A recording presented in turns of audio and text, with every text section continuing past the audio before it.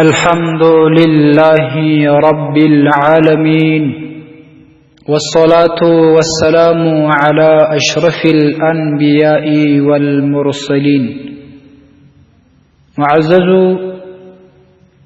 قدرمند ورونو، پټولنه کې اکثرین وخت ظلم روان وي، پټولنه کې اکثرین وخت بخل روان وي، پټولنه کې اکثرین وخت یو د بل سره دشمنی رواني وي. الله رب العزت په قرآن عظیم الشان کې مسلمانانو ته دا امر کړی دی چې تاسو به په دنیا کې د ورورګلوۍ ژوند کوئ، ځکه مسلمانان یو د بل سره دینی ورونه دي.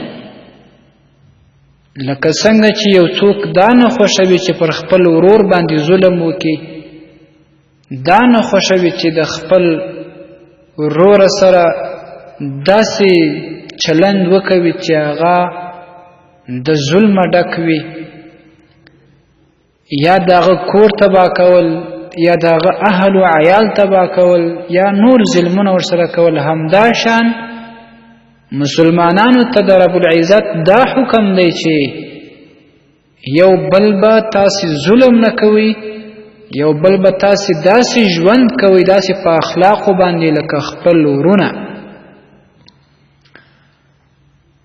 رسول اکرم صلی الله علیه وسلم فرمای چې اتقوا الظلم، اے مسلمانانو، اے د محمد عربی صلی الله علیه وسلم امتیانو، لظلم ځان وساتئ.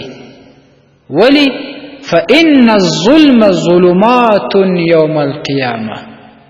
دا ستاسې د پاره نصیحت دی، زه ستاسې د پاره نصیحت درته کوم. رسول پاک صلی الله علیه وسلم وایي چې ظلم د قیامت په ورځ باندې تیاری کوي دی، دا د قیامت په ورځ باندې د تیارو باعث دی. د قیامت په ورځ تیاری څه شي ته وایي؟ تیاری دې ته وایي تا سره به حساب و کتاب سخت وي.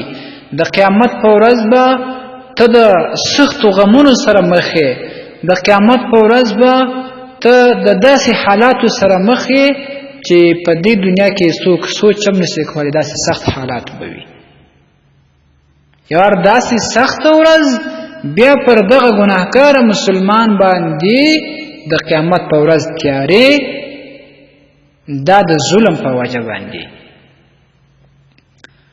او همداشان په دغه حدیث شریف کې رسول اکرم صلی الله علیه وسلم خپل امتیانو ته بیا وایي واتقوا الشح، تاسې له بخل څخه ځان وساتئ. فإن الشح أهلك من كان قبلكم. دغه بخیلی، دغه حش یا دغه شح، دا دیته وایي چې یو څوک د دنیا په ګټلو باندې، د ډېرې دنیا د مال په ډېرولو باندې د حد نه تجاوز وکړي،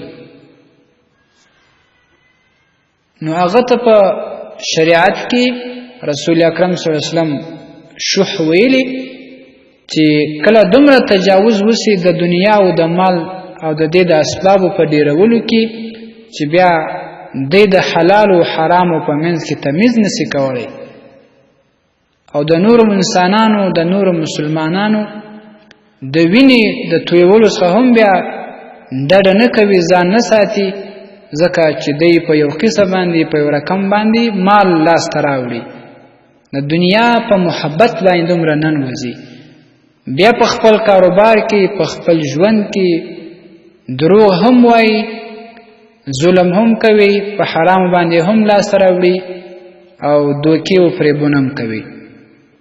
لکه څنګه چې زمونږ په دې معاشره کې همدا حال شروع دی، همدا خبرې د دې علامه ده چې د دې معاشرې د بقا هیڅ ضمانت نشته، ځکه په دې کې ظلم روان دی، او په دې کې دغه بخل روان دی، یو د بل مسلمان وینې تویول روان دی، د هغې مال خوړل روان دی، چې څنګه یې په لاس ورلی د بل مسلمان ورور بس داسې ګڼي لکه غنیمت چې وي. که په چا باندې قرضونه وي هغه په سمه طریقه نه ادا کوي، په کاروبار کې دوکه، د دروغو قسمونه، وعده خلافي، دا ټول روان وي. نو دا د قیامت په ورځ باندې تیاری دي، ظلمات دي او سختی دي، هلاکونکي دي د انسان د دنیا او د آخرت ژوند هلاکوي. مسلمان ته لازمي ده چې هغه د ظلم څخه، د داسې بخل څخه، د حرام مال څخه په کلبکه باندې په ټینګار باندې اجتناب وکړي او ځان ځینې وساتي. بیا به د دپاره په دنیا او آخرت کې کامیابي وي، د زړه خوشحالي به وي، په کور مال او اولاد کې به برکات وي. والسلام علیکم ورحمت الله وبرکاته.